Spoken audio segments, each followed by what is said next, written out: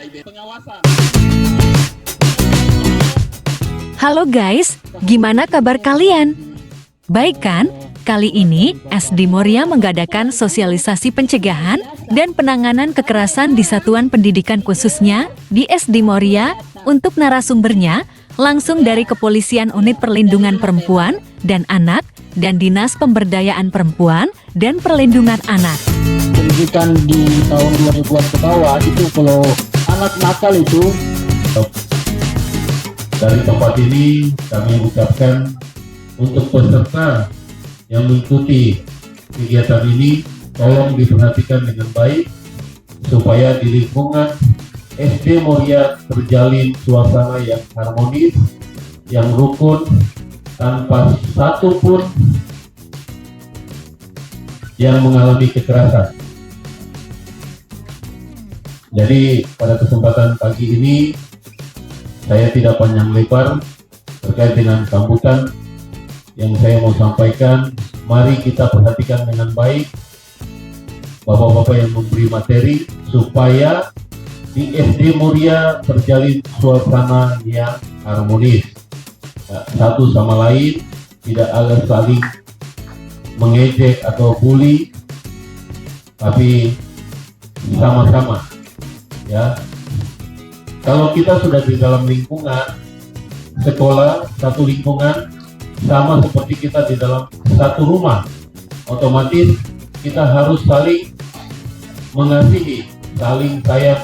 Jadi kelas 6A sayang sama kelas sayangnya itu menghargai, ya, sama seperti adik kakak di rumah, ya, tidak saling bully, tidak saling menjelek-jelekan, tidak saling memukul, ya, tidak berbuat kekerasan. Jadi itu saja yang dapat saya sampaikan. Lebih kurang mohon dimaafkan. Saya kembalikan kepada MC.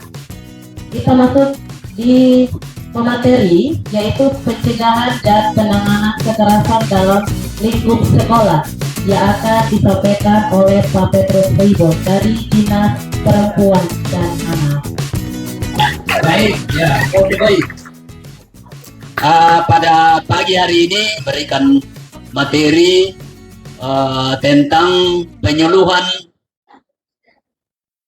tentang kekerasan terhadap anak di lingkungan sekolah. Tentu ini menindaklanjuti Permendikbud Ristek nomor 46 tahun 2023 tentang penanganan kekerasan di lingkungan sekolah. Ada juga Permendikbud dulu itu yang 82 tahun 2015 tentang pencegahan kekerasan di lingkungan sekolah. Pada saat ini saya akan membawakan materi tentang bullying, ya, karena ini yang sering terjadi di lingkungan sekolah.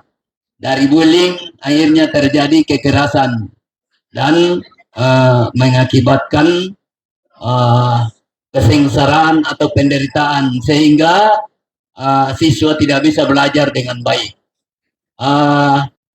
Mari kita melihat kita punya daerah di Kota Sorong ini.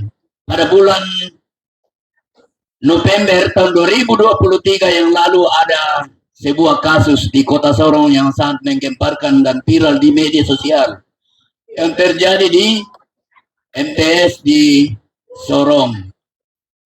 Ini kasus bullying di Sorong yang berakibat fatal, yaitu karena dibully oleh teman-temannya di sekolah, akhirnya dia sakit dan akhirnya meninggal dunia.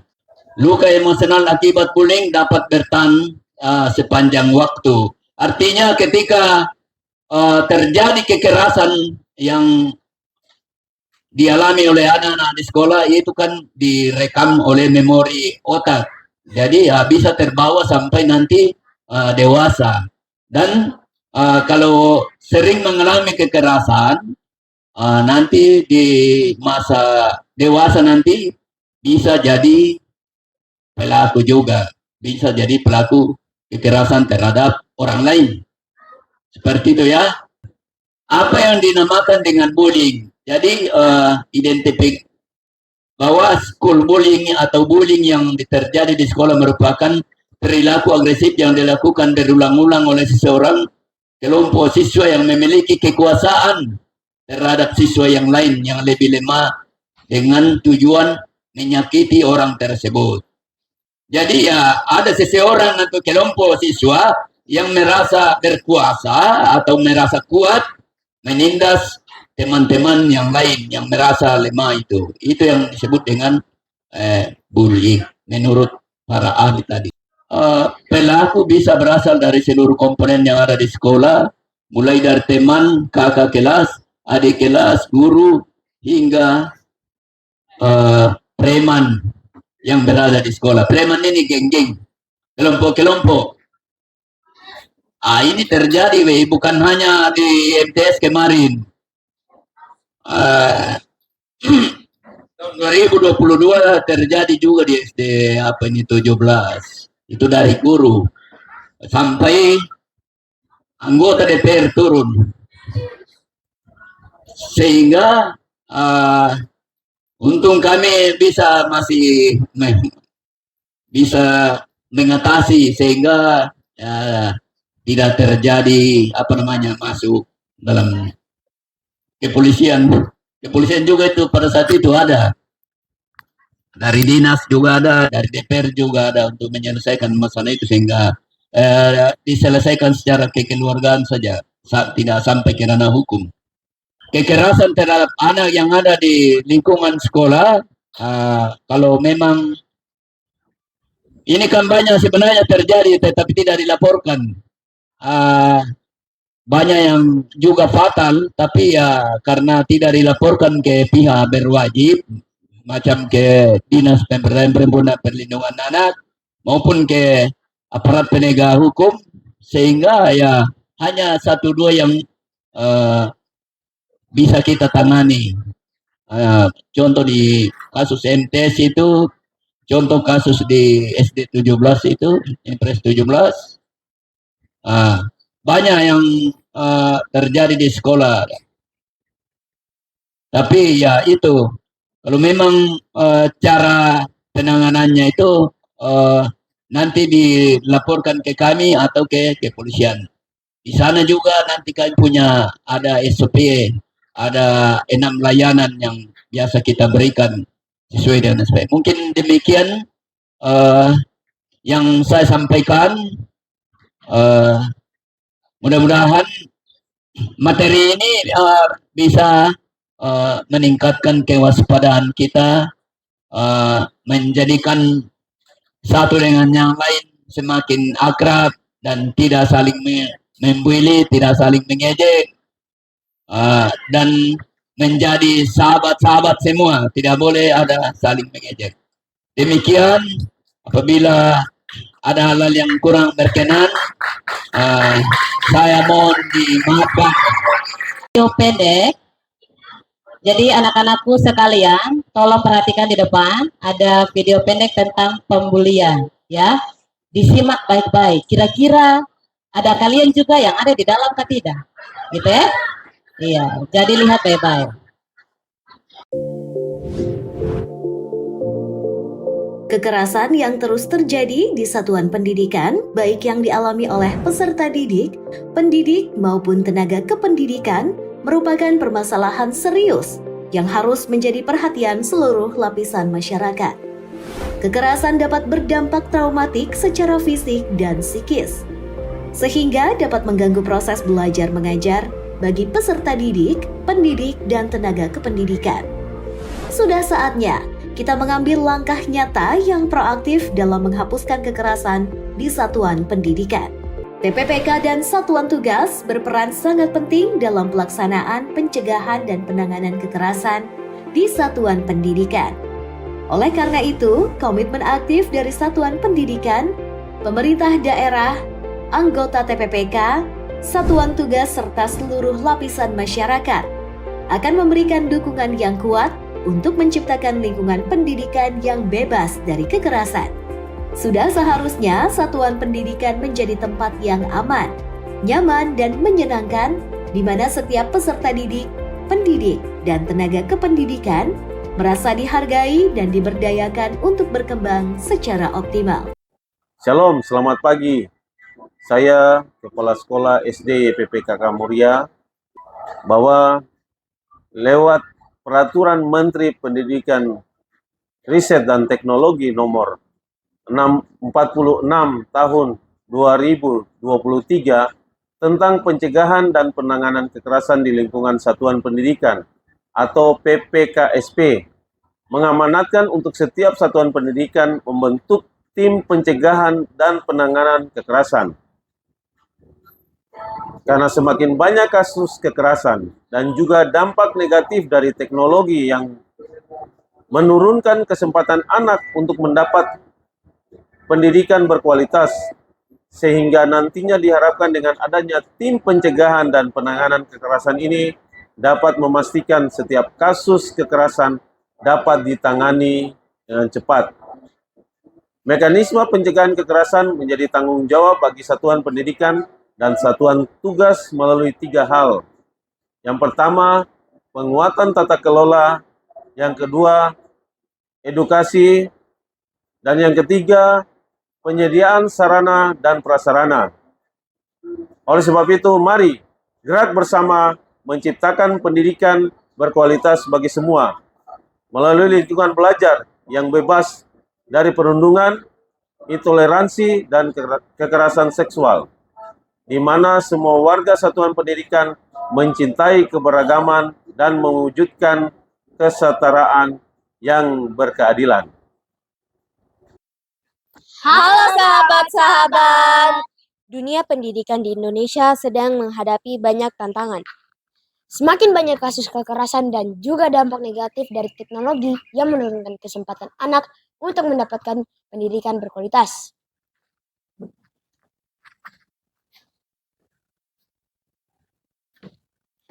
Jika ada orang lain yang memegang, merendahkan, menghina area pribadi tubuhmu tanpa izinmu atau bahkan kamu mendapatkan paksaan, itu adalah salah satu bentuk kekerasan seksual.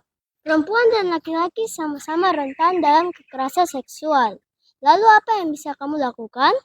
Pertama, kamu bisa ke tempat yang ramai dan melaporkan ke orang terdekat. Jika tidak dapat berlari, kamu pun dapat berusaha untuk melakukan perlawanan. Kamu pun dapat merekam kejadian kekerasan yang ada di sekitarmu sebagai bukti.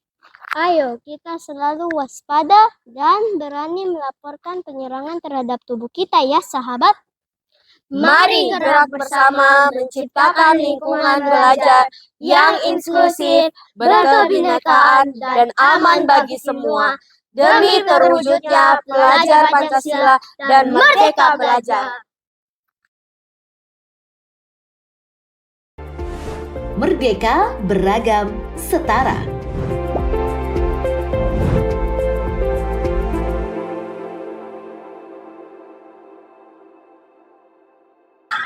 Oke, bagaimana? Kalian mau ketemu kita punya duta anti kekerasan? Ya, Pak Guru minta kita punya duta anti kekerasan, maju dulu.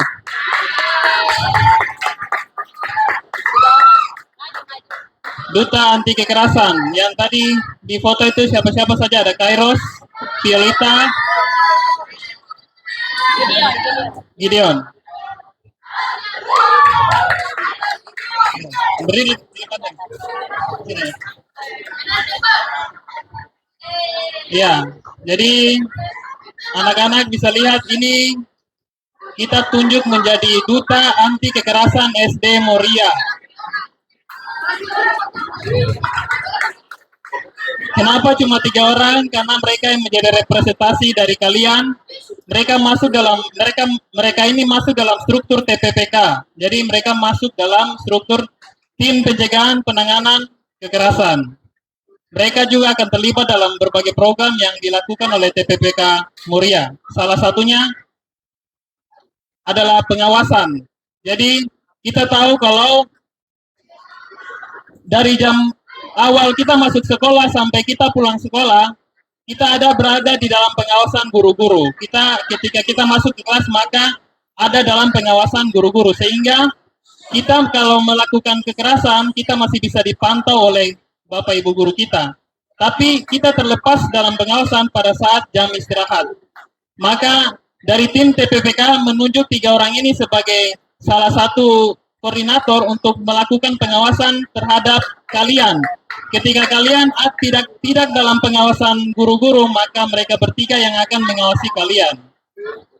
Jadi setiap kekerasan, perilaku yang melenceng, mereka bertiga ini akan mencatat siapa nama mereka, dari kelas berapa, maka nama-nama tersebut akan dipanggil untuk menemui tim TPPK maupun kepala sekolah. Jadi ketiga ini ditunjuk menjadi duta anti kekerasan biar kalian bisa juga diawasi oleh tim TPPK. Mereka perpanjangan tangan dari tim TPPK yang ada di SD Moria. Jadi kalian hati-hati kalau dekat-dekat mereka, jangan bikin kekerasan aneh-aneh. Nanti kalian nama dicatat baru kepala sekolah masukkan, langsung lapor orang tua, langsung panggil. Bisa atau tidak? Ya, terima kasih untuk teman-teman duta anti kekerasan dari SD Moria. Oke, dipersilakan dulu kembali. Kami dari tim TPPK ada sedikit penyampaian tentang apa itu urgensinya TPPK dibentuk. Kenapa TPPK harus dibentuk? Padahal kita sudah punya ada namanya guru BK, guru bimbingan konseling. Lalu buat apa nih TPPK? Ada sedikit saja yang bisa tim TPPK sampaikan. Banyak terjadi kekerasan di berbagai tempat. Misalnya, 700 anak SMP di Pandeglang putus sekolah. Penyebabnya bullying hingga kekerasan seksual. Itu salah satu contoh dari kekerasan seksual yang terjadi di Indonesia. Masih banyak sekali kekerasan yang terjadi namun tidak terblow up ke media atau tidak muncul ke media karena banyak korban-korban pelaku kekerasan tidak memiliki rasa takut untuk melaporkan, sehingga mereka diam saja. Iya, ini adalah secara statistik. Secara statistik kita bisa lihat data darurat kekerasan di satuan pendidikan. Kalau menurut data pada tahun 2022 ada terjadi sebanyak 2.133 kasus. Ini data dari mana? Referensinya dari KPAI tahun 2022. Ini merupakan laporan-laporan yang masuk ke KPAI. Ada banyak terjadi kekerasan, ada kejahatan seksual, ada kekerasan fisik, ada korban pornografi, cybercrime. Data dari KPAI menunjukkan ada 2.000 kasus, dan ini juga pasti kasus yang baru diketahui.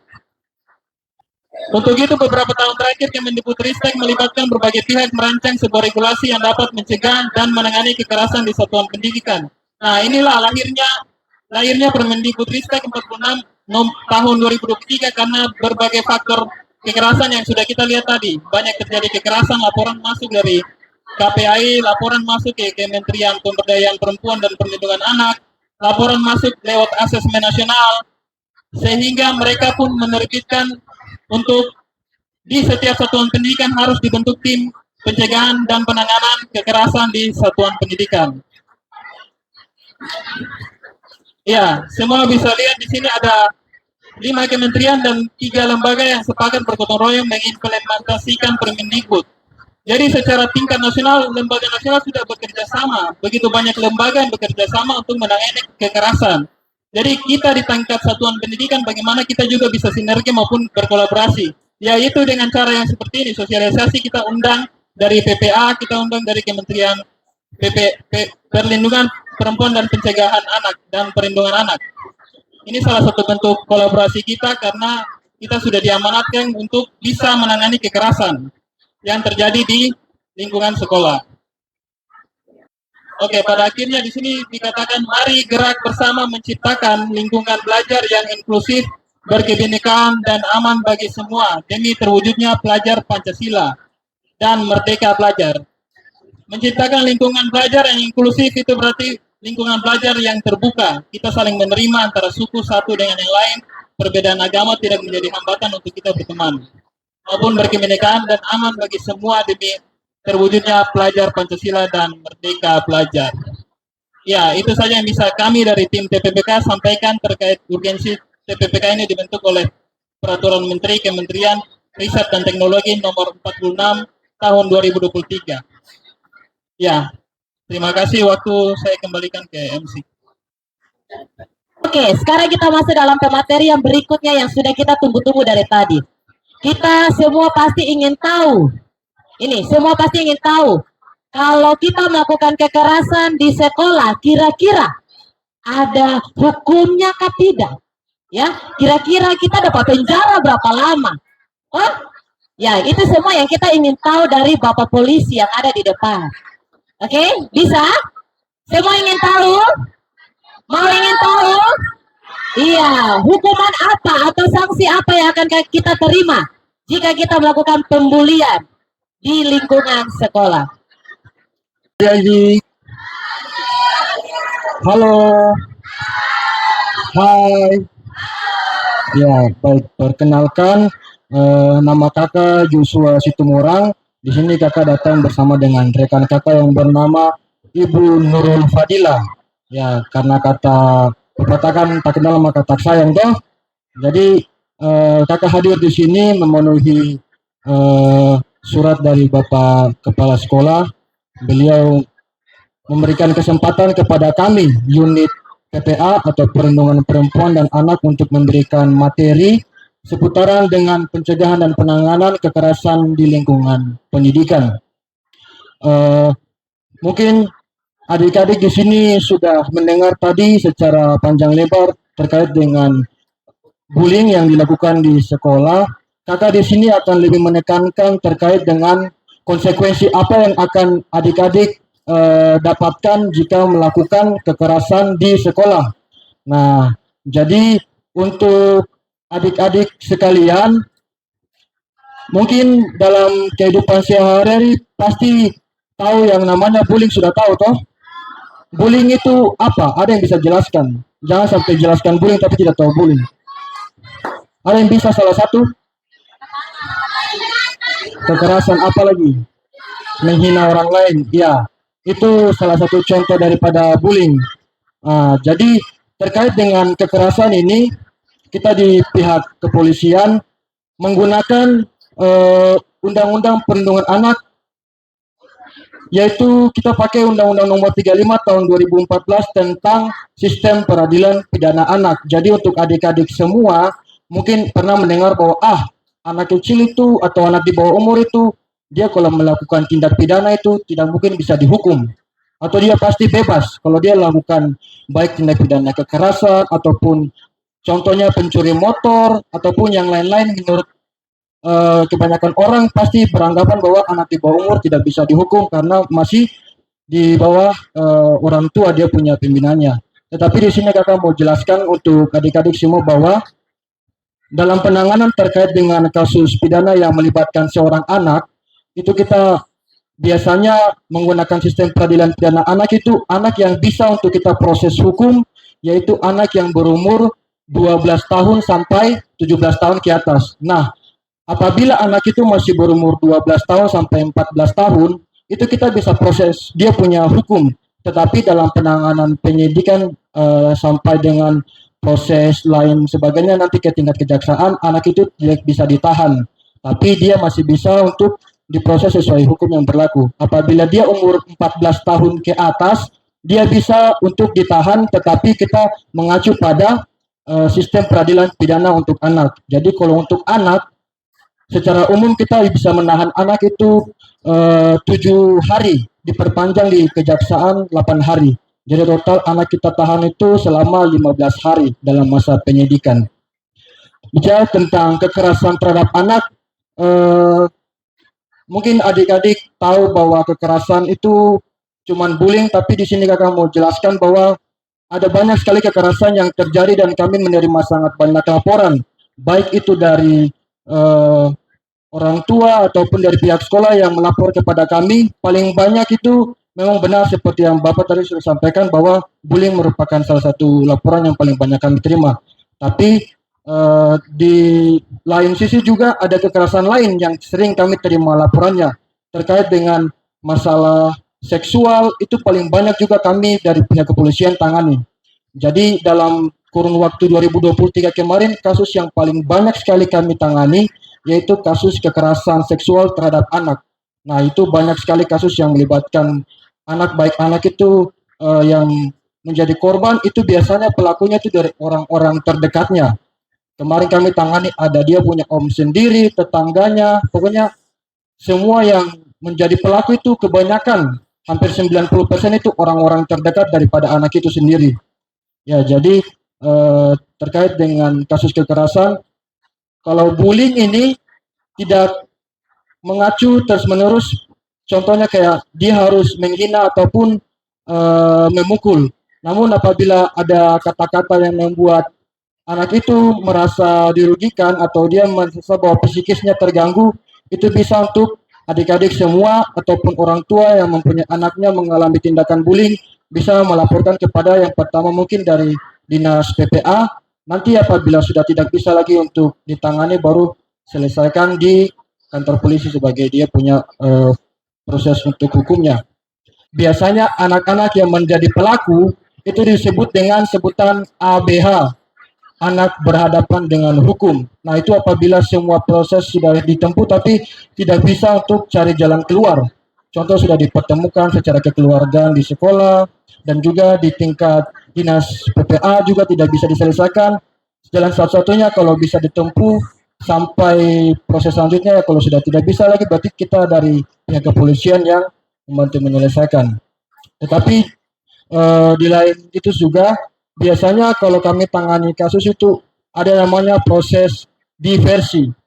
Ya, diversi itu merupakan sama juga penyelesaian masalah di luar pengadilan. Apabila adik-adik semua nanti yang pernah mungkin kedepannya apabila melakukan tindak pidana ataupun terkena daripada kasus bullying ini, kita lakukan diversi karena berdasarkan Perpol nomor 8 tahun 2021 itu untuk anak diusahakan dari kami untuk dilakukan restorasi justice.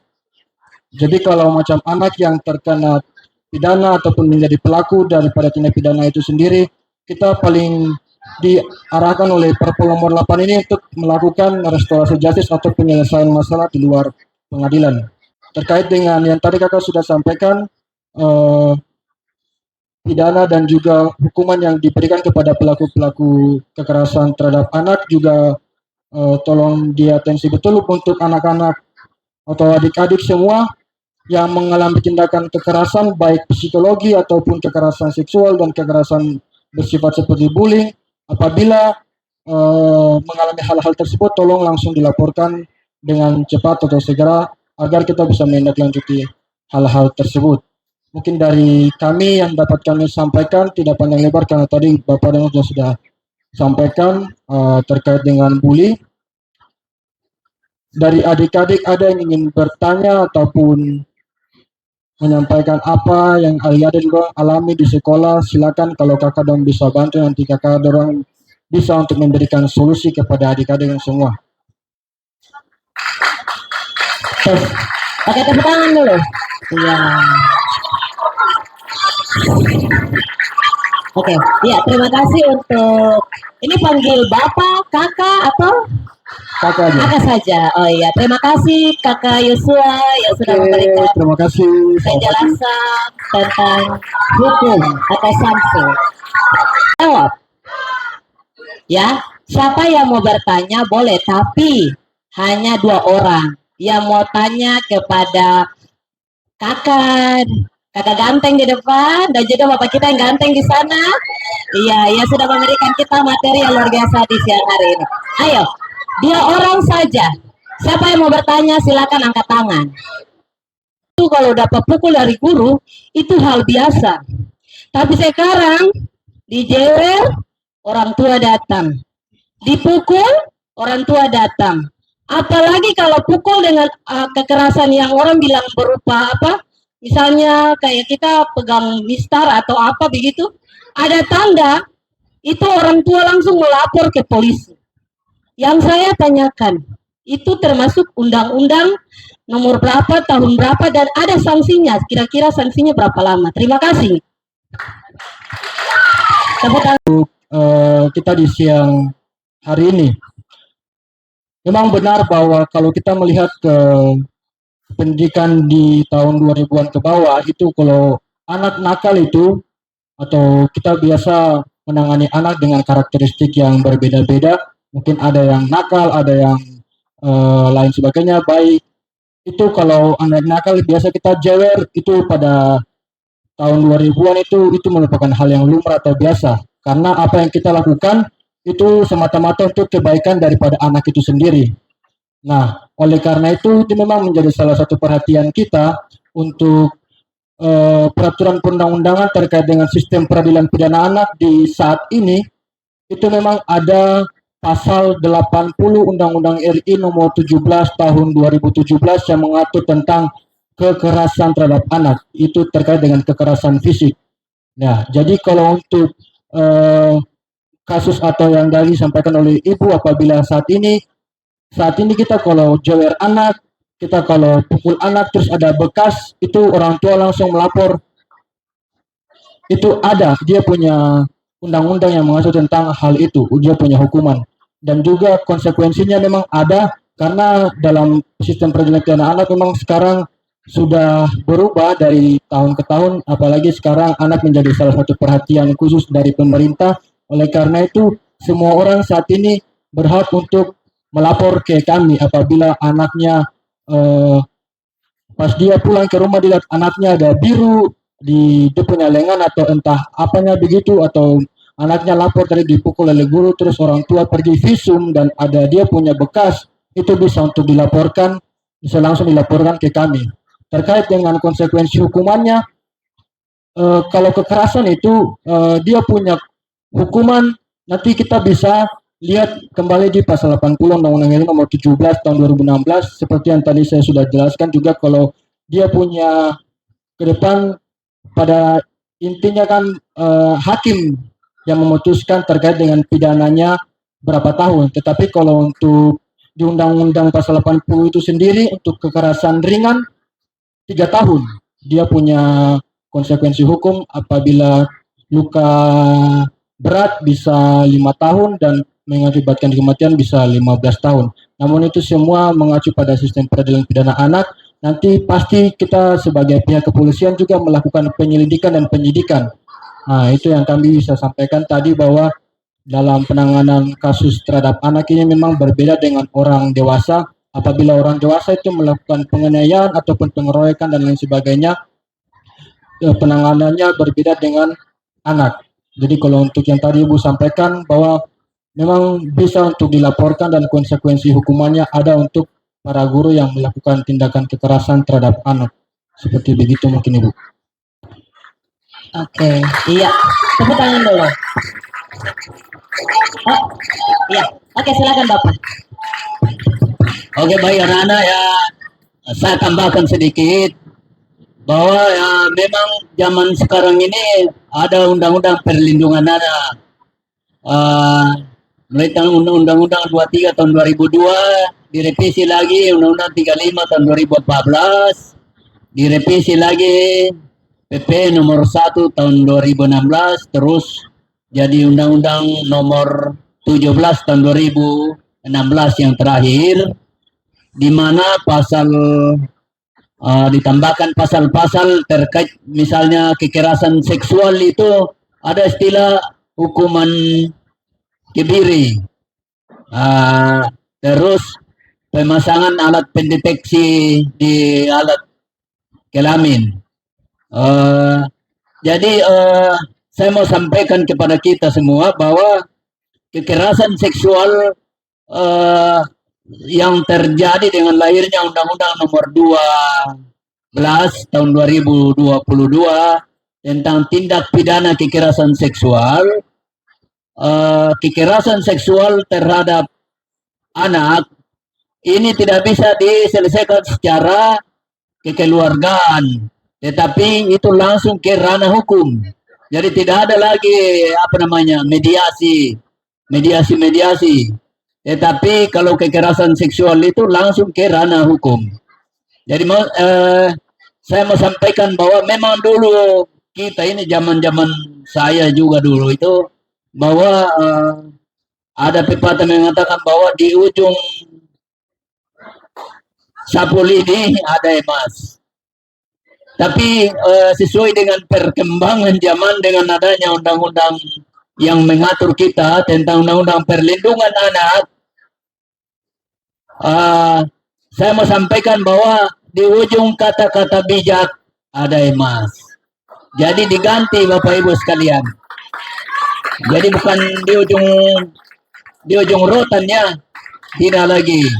Jadi bagaimana kita memahami karakter anak, situasi anak, sehingga ya anak bisa mengikuti daripada disiplin yang diterapkan oleh Bapak Ibu guru sekalian.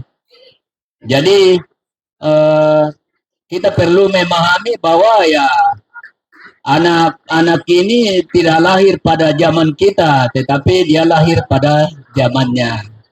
Jadi kita harus mengikuti perkembangan Bapak Ibu sekalian, Bapak Ibu guru.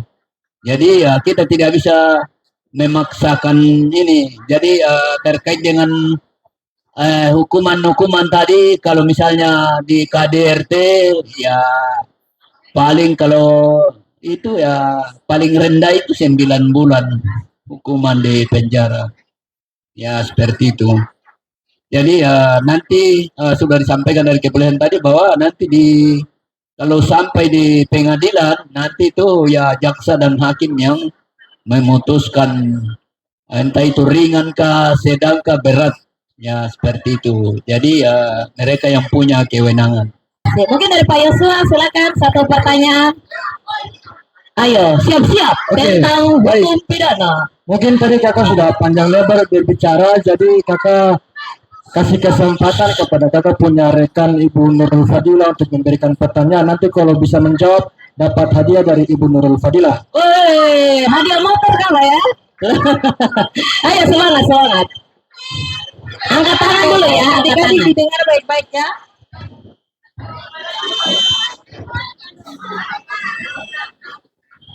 Tadi kan sudah lihat pemateri dari Pak Petrus toh di layar. Nah, kalau mau tanya, jenis bully seperti apa saja? Coba yang angkat tangan tadi coba. Yang sering terjadi entah di sekolah maupun di luar. Cepat nanti depan. Nah, ini yang di depan. Ya, silakan. Kamu. Bully seperti apa saja? Nama saya Gideon Cimanungut dari kelas 5A.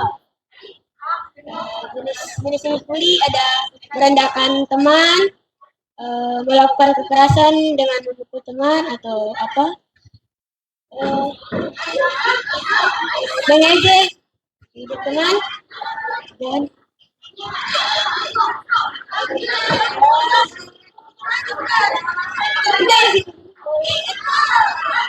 Oke, itu saja katanya yang dia bisa. Bagaimana kakak? Apakah nanti Neymar sama siapa namanya? Neymar sama Gideon? Terima kasih jawabannya, nanti habis itu ke kakek. Oke, dapat hadiah. Yang penting tuh berani aja dulu, kita berani tampil ke depan itu nanti. Cek. Iya, beri tepuk tangan dulu buat teman-teman kita tadi. Ada Neymar dan juga siapa tadi? Gideon dari kelas 5A, Duta ya. Bapak Duta. Iya. Oke, habis ini baru ketemu kakak-kakak di depan dan Bapak juga untuk menerima hadiah. Oke, tiba saja kita akan masuk di acara yang berikutnya, yaitu tentang penandatanganan MOU. Ya, MOU itu apa ya? Apa itu MOU? Apa? Ada yang tahu MOU, arti MOU? Iya, tentang Memorandum of Understanding. Itu maksudnya yaitu kerjasama antara pihak sekolah dengan apa? Pihak sekolah dengan kepala sekolah.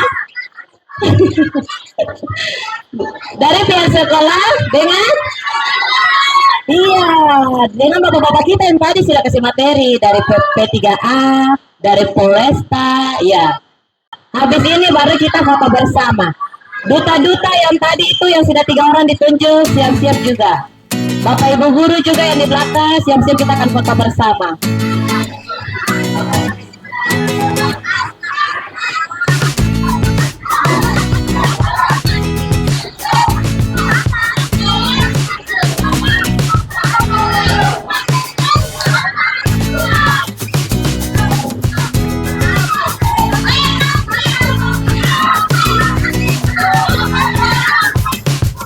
Sudah? Ya, kita foto bersama.